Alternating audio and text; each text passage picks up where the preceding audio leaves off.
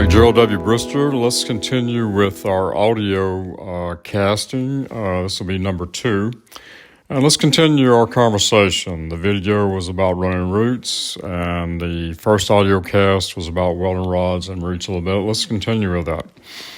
Back in the 80s, probably early 80s, I was on a job, and we were welding hard pipe for that day, some of the hardest that was common. And we were using these hippie rods, HYP rods. And country boys, HYP is the stamp for high yield pipe. But we would refer to them as hippie, like in the marijuana and the hippies days. So that's how we call them anyway.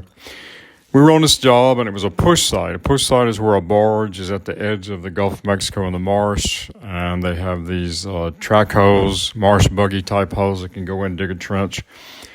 And you put styrofoam floats on your pipe, and you push it where you want it to go.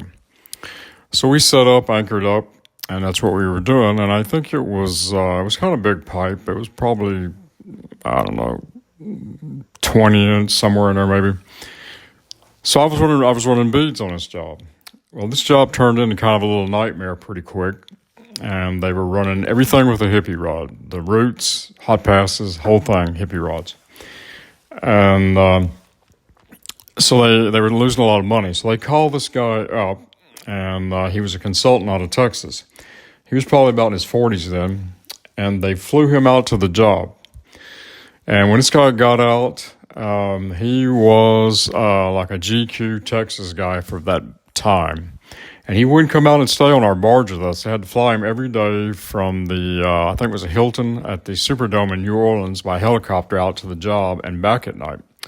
He only stayed 2 days, but in 2 days he had that job squared away and all the welding problems fixed.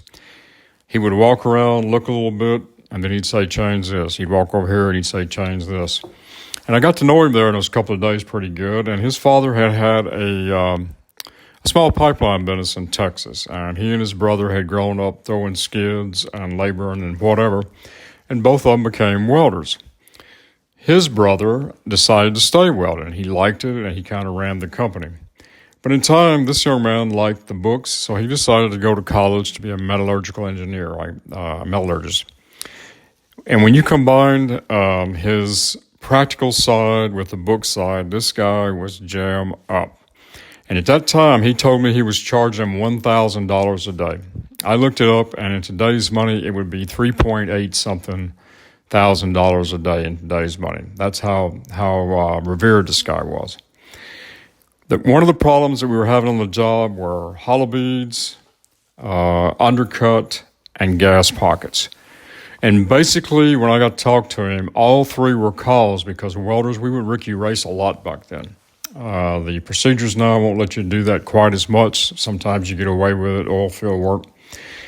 But that was the basic cause. And he would go back there and watch, and he started seeing these welders were racing each other to the bottom, and they were pushing those rods down to an inch sometimes, which just having a T300 Stinger is dangerous enough to arc the pipe.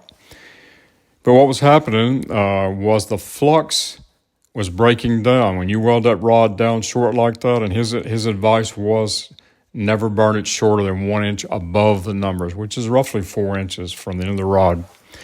And he said, you're going to cause that flux to break down, you lose your shield gas, and you're going to get gas pockets. And you're going to get some hollow bead if you're running beads, and you're going to get some undercut. And for you that know what you may know what a gas pocket is, that's just a gas bubble that's trapped. Usually happens in the bottom when everybody's racing and they burn the rods down short. So my advice to you is I learned it from this guy, and I never had those troubles after that. I never forgot it. If I was running beads, I would not run that rod down shorter than that 4 inches. I'd make a rod change, and I'd plan where I make them at. And all the problems stopped. My undercut on the bottom stopped too, and I stopped running those rods short like that. So there's a tip from a guy that was all-around cowboy. Had the book side, had the welding side, and it was some of the best advice I ever got for free by just being on the job. I'm Gerald W. Brister. That's your tip for today.